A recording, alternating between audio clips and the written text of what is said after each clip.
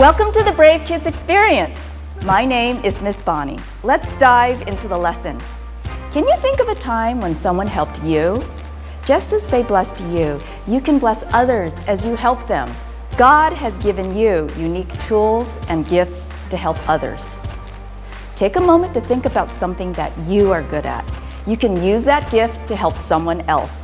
You might have a toy or a tool that you can also use to help someone. You might have a snack that you could share with another kid at lunchtime. Whatever it is, God has given you exactly what you need to help someone else. You can always use what you have to help someone else. Let's celebrate how awesome God is. Let's sing.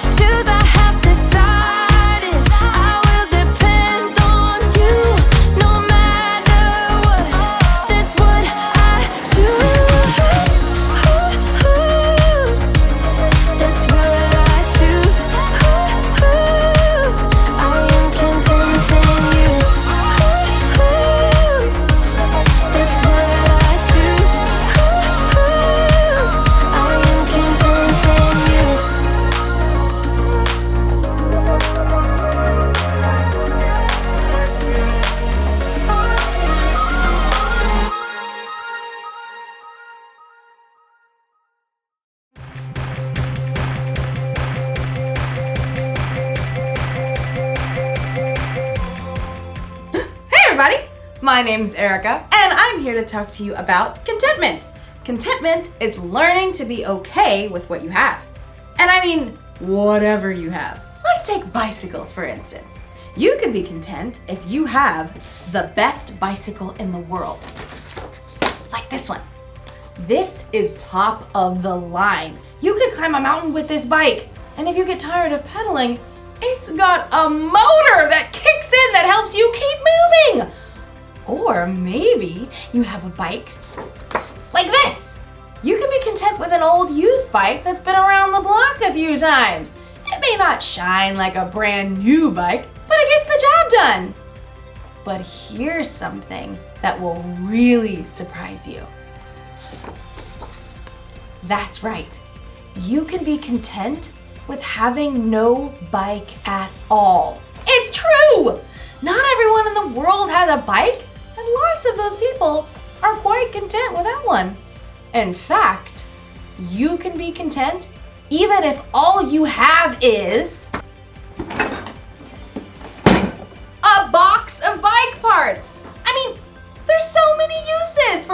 box of bike parts, right? I'm big and you're small. Hey, big guy, are you gearing up for a fight?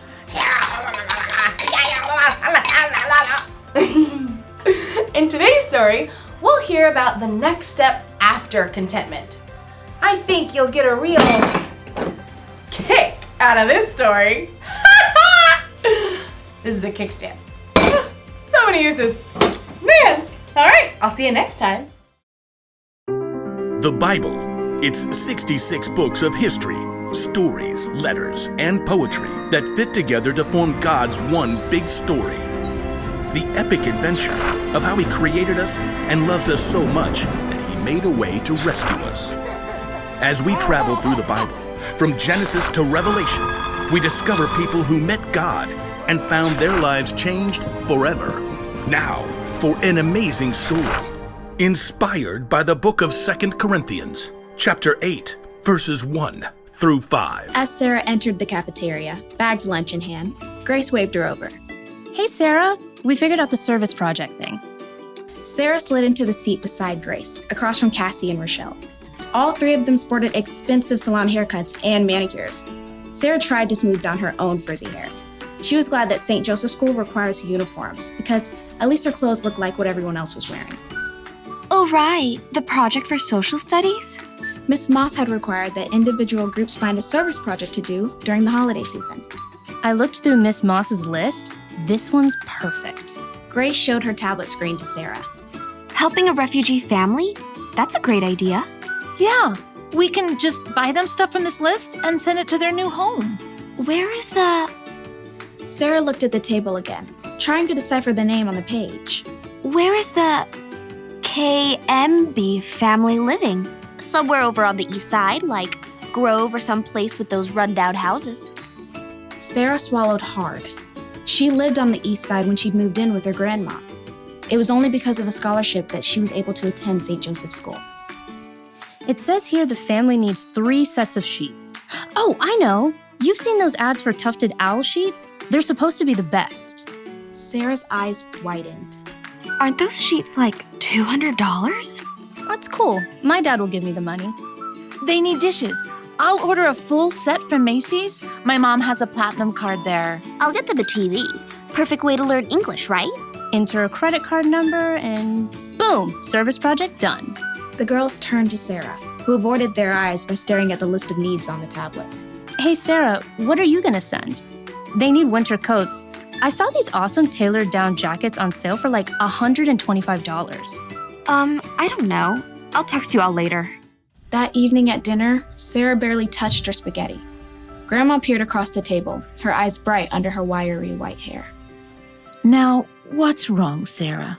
Oh, it's this service project I have to do for school. We're supposed to help this refugee family that's moving into a house over on the Grove.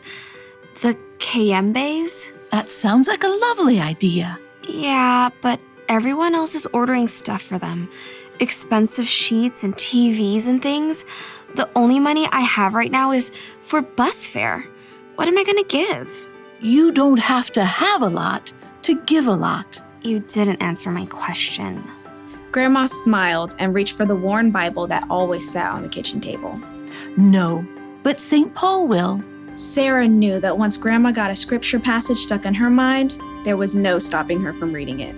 Okay, fine. I'm listening. Let's see. It's right here in 2 Corinthians. Paul was writing to a group of churches. We want you to know about the grace that God has given to the churches in Macedonia. They have suffered a great deal, but in their suffering, their joy was more than full. Even though they were very poor, they gave very freely. In fact, they gave even more than they could. Completely on their own, they begged us for the chance to share in serving the Lord's people in that way. But that's still talking about money. The churches gave money. Listen with your heart. They gave from what they had, and they did it with joy. Well, what I have is not money. But you've got other things. Okay, I'm good at baking. I know how to use the bus and get around. I have time, I guess. Grandma beamed and her face crinkled. All good things. Reluctantly, Sarah smiled back. Okay, I'll make a list. Next morning, Sarah's friends crowded around her locker. Hey, have you decided what you're gonna buy? Well, I thought maybe the Kayembe family needs more than just stuff. Like, how? Maybe they need help. You know, like finding the library, figuring out the bus system. Yeah, I don't know anything about that. But I do. And I Googled and found a number for their caseworker, and she said we could help the Kayembes decorate their new home for Christmas. Oh, that's a really cool idea. I found this awesome video that shows how to make Christmas ornaments from salt dough that you shape and bake and paint. You all could come to my place and help. Sure, that'd be great. I mean, it's a tiny apartment kitchen and all. You tell us what to do, we'll do it. Sarah breathed a sigh of relief. Maybe she couldn't send $200 sheets, but she could use her time and creativity, and even her grandma's tiny kitchen, to help welcome a new family to her neighborhood.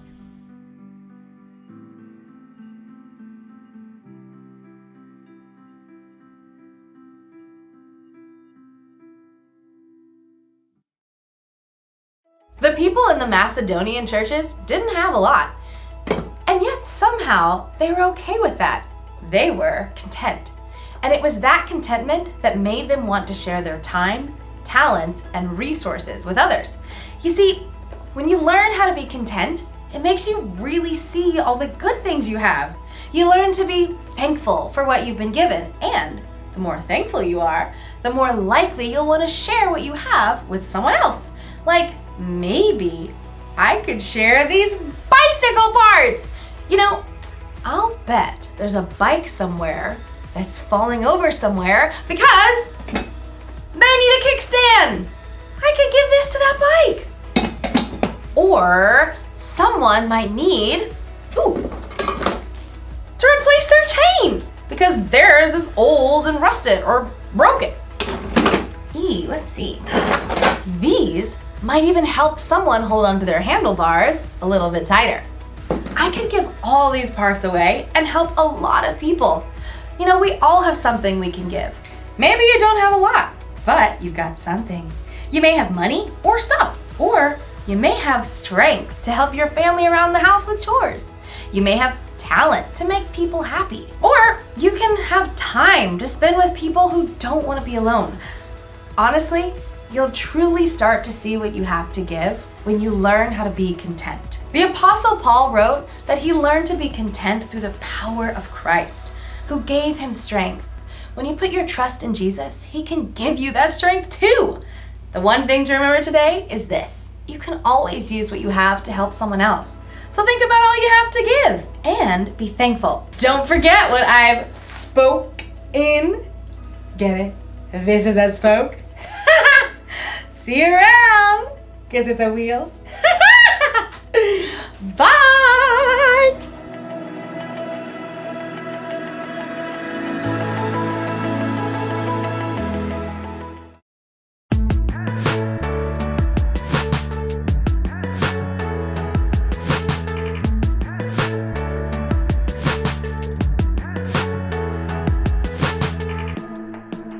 TV screens and magazines always try to sell me things, from bicycles to shiny rings. And they say, hey, check out this brand new fan. It's something that you gotta have.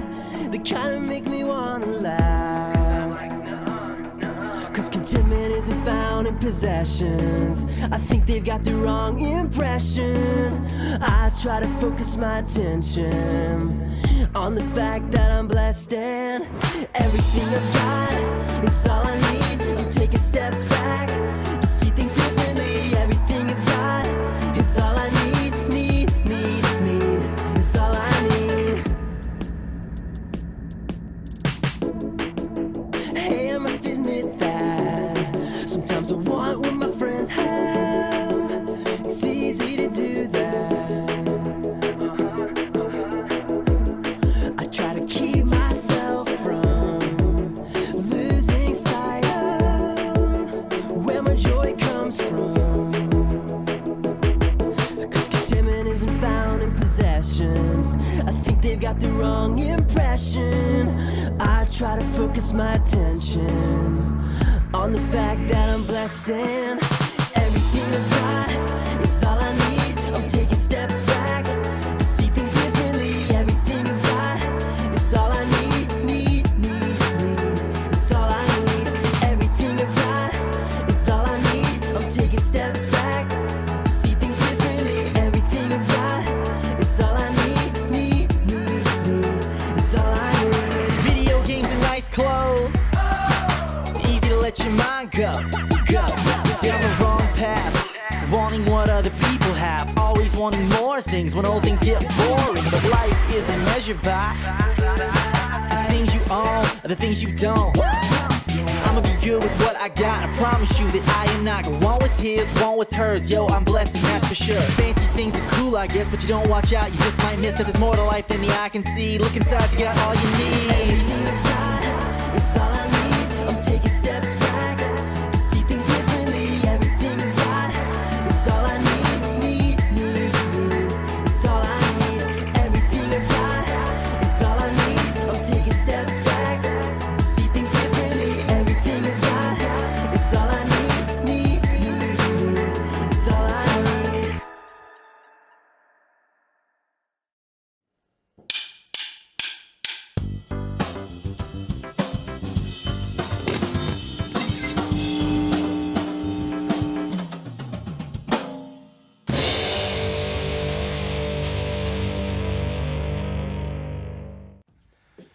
What does it feel like when you really, really want something? You think about it all the time. Maybe you save up every penny you can earn. Or you beg your parents, please, please, please, I'll never ask for anything ever again. Whether it's a toy or a game or a pair of shoes or even some kind of lesson, it feels like everything will be perfect if only you can have it. And sometimes, finally, you get it! Yeah! At first, it's great. Everything you hoped for. But then that new toy or game or pair of shoes or an experience, it starts to get old. It's less exciting. Maybe even it breaks. Now you're bored. You want something else new. And it happens over and over and over again. But here's the amazing thing. God's given you a superpower to defeat the cycle. Instead of always focusing on something new, something you don't have, fix your eyes on what you do have.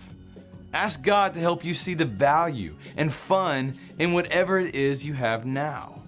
That vintage game, that pair of kicks with serious character, that you've got time to kick the soccer ball around with your mom or dad, even if you can't be on that expensive traveling team. Choosing contentment doesn't mean you can never have new things or exciting experiences. But it does mean you can find things to love in your life right now as it is.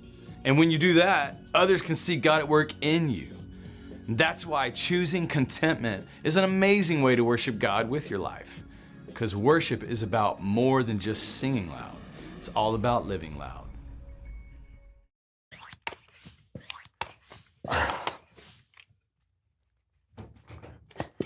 Come on.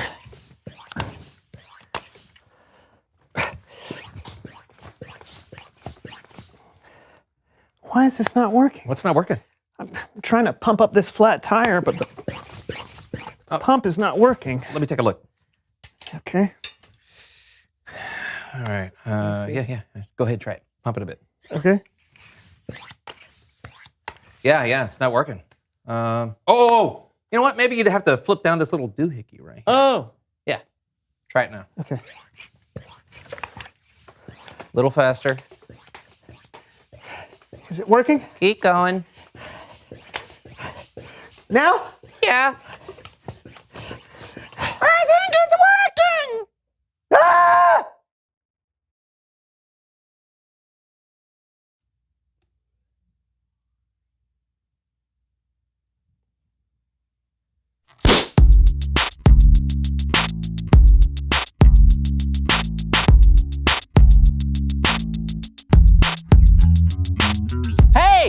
Hello to each and everyone from far and wide. From high and low. I'm Brandon. I'm John, and this is the So-and-So Show. That rhymes. Yeah, we are so happy to welcome you into John's basement studio. Yes, come see my basement where I fold my laundry. Ah, it's folded. Find popcorn in the oddest places. Mmm. Chewy. Find a place to cry alone after watching a sad movie. Why?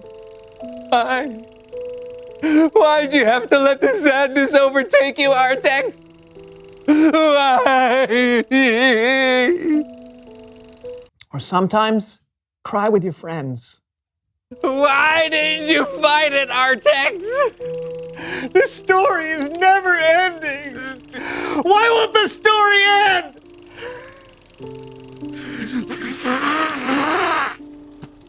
It's so sad. So very sad. We've got a great show today. John, I Yes? must ask, what does the word upcycle mean to you? I'm not sure. Oh, a unicycle has one wheel, a bicycle has two wheels, a tricycle has three wheels. An icicle has no wheels. Oh, true! But an upcycle, is it a bicycle you ride up? Nope. Hey, you know what recycling is, right? Reduce, reuse, recycle. Yes, but instead of recycling or throwing something away, upcycling means you can make something into something new or better. Okay, upcycle. Okay, that makes a lot more sense. Okay, where do you keep your recycling? Right here. Oh, good. Well, let's dump it out. Awesome. Okay. Oh, good. Perfect. All right. It's in here somewhere. Yeah, it's great. Now Yeah. let's upcycle this stuff. Let's make something better. Do you have what do you want to? Self-propelled cars! Okay. We'll make self-propelled cars and then we'll race them. Oh, it sounds fun. Let's montage. Woo! Oh!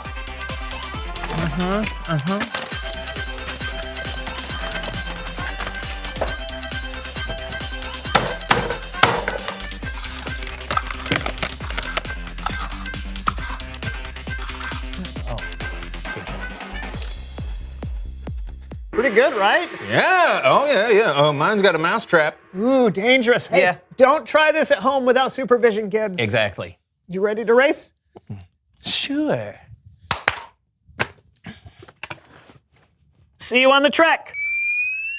What? Oh! Gentlemen, start your engines. I am so confused. On your mark. Get set. Go!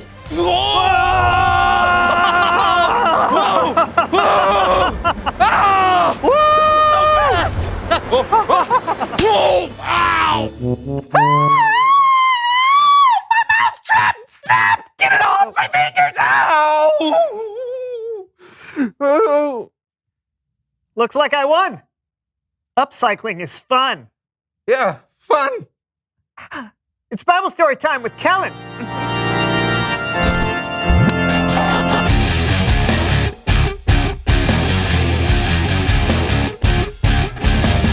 How's it going, Kellen? Not bad, gentlemen. You got a story for us today? I do indeed. Well, by all means, take it away. Yeah.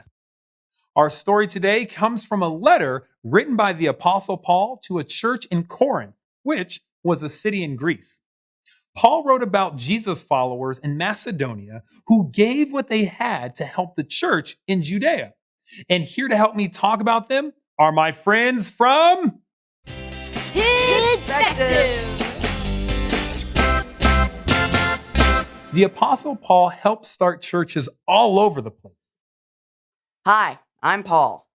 Paul would write letters to the churches, helping to teach and encourage them as they grew. One of the things Paul wrote in his letter to the church in Corinth. I've got it from here, Kellen. Take it away. Brothers and sisters, we want you to know about the grace that God has given to the churches in Macedonia. They have suffered a great deal. Now, we don't know how the people in Macedonia had suffered. Some people think it could have been a famine. So, we got anything for dinner? All we have is some stale bread and a handful of beans. Same as last night? Yep. It may also be that the Macedonians were being treated badly because they followed Jesus. Fee, fi, fo, fum. Is that a Macedonian Christian? It's them again. Yeah. And we can be strong. We can be strong. We have an amazing God who Life's loves just us. gonna get harder for you. We'll take everything you have. Yeah. We'll punish you for praying and worshiping your God. The fact is, we don't know exactly what was going on with the Macedonian church or why they were suffering. But we do know this. Paul? But in their suffering, their joy was more than full. Even though they were very poor, they gave very freely. Completely on their own, they begged us for the chance to share in serving the Lord's people in that way.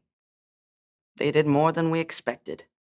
They were poor and they were suffering, but somehow they had joy. And even though they didn't have much to give, somehow they gave freely. Did you hear? The church in Judea needs our help.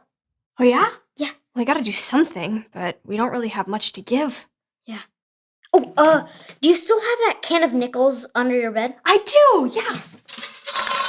And what about you? Do you still have that ultra rare Beanie Boo you won at the carnival? I mean, it's gotta be worth something. Yes, right. Paul? Are these worth something? What is it? Yeah, this will help a lot. Can you afford it? Yeah, our God has already given us so much. We just want to give back. Thank you. Thank you. Not bad. Definitely didn't have nickels or Beanie Boos back then, but I think you get the idea. Even though the Macedonians didn't have much, they were content with what God had given them. So content that they were willing to share what they'd been given. Now, what does that mean for us? Not all of us have a lot of money we can give, but there are other things you can give to others. I'm pretty good at piano, and sometimes my little brother has a tough time learning, so I could help him practice. There's a kid in my class at school that my friends were making fun of. I can tell them that they should stop. Sometimes my granddad likes to tell me stories, and even though they're stories I've heard before, I can still take the time to listen. We all have something to give. We may have money or stuff. We may have talent or time or strength. But like the Jesus followers in Macedonia, we should look for ways to share what God has given us. Thanks for helping tell the story, everyone. Amazing. Okay, anytime. Later, Kellen. Of course, see you later. See you later. Wow, so good. Yeah, didn't the kids do a great job? Yeah, and that was a great story too, Kellen. Absolutely. You know, it's crazy that even though they didn't have a lot, they gave. Mm-hmm. Yeah, it's funny. A lot of times, those with the least amount of money or stuff can be the most content. Maybe when you don't have a lot of stuff, you can more easily focus on the things that really matter. I never thought about that. Yeah. But it's important to remember that no matter how much you have, you always have something to give. No doubt. We'll see you next time. Yeah, thanks, Kellen. See you, fellas. You know what? I got it. It's like upcycling. What is? Well, when we take what we have and we share it with others, it's making things better. Upcycling. Hey, good point. Yeah, it happens occasionally. Reveal the question. How can you use what you have to help others? Yeah, you've already heard some ideas from Kidspective, but why don't you think up some others? And remember, it doesn't have to involve money. No, it can be time. Or your talents. Your creativity. Or your courage. Wait, we're giving them too many ideas. Oh, right. You answer the question. How can you use what you have to help others? And we'll see you next time on the So-and-So Show. See ya. Laundry. Why doesn't it work when I do it? Yeah.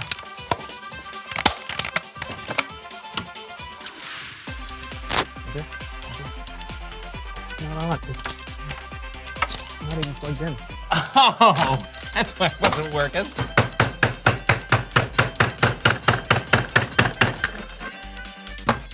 I just needed it dulled.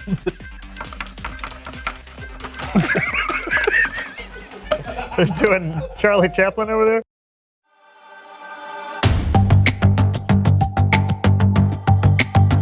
You're my courage, I don't have to be afraid. You're my fortress, no matter what comes my way. You're my treasure forever, yes, we'll be together always. Even when the days get harder, I know you'll rescue me. Even when the sky is darker, I know you'll bring me peace. You are my strength, you are my savior. Oh.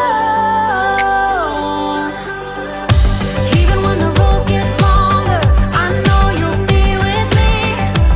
Even when the waves crash harder, your face is all I see. You are my strength, you are my savior. Oh. You are with me every single day. Through the darkness, oh, you lead the way. You're my treasure forever, yes, we'll be together always. Even when the days get harder, I know you'll rescue me. Even when the sky is darker, I know you'll bring me peace. You are my strength, you are my savior. Oh. Even when the road gets longer, I know you'll be with me. Even when the waves crash harder, your face is all I see. You are my strength, you are my savior. Oh. Every time I fall, you pick me up. You fight for me, you overcome. You bring me peace, you give me love. For you I sing, to you I run. I praise your name for all you've done. You are my strength, you are my savior.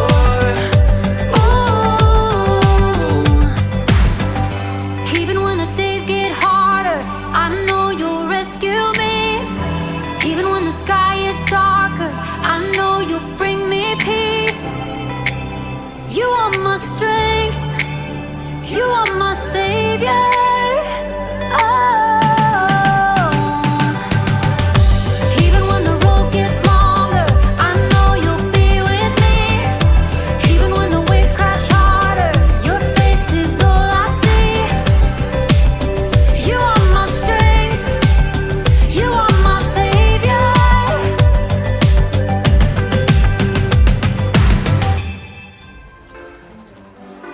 Thanks for joining us, Brave Kids. This is our last week of raising money to bless families in need with bikes. It's not too late if you want to help out.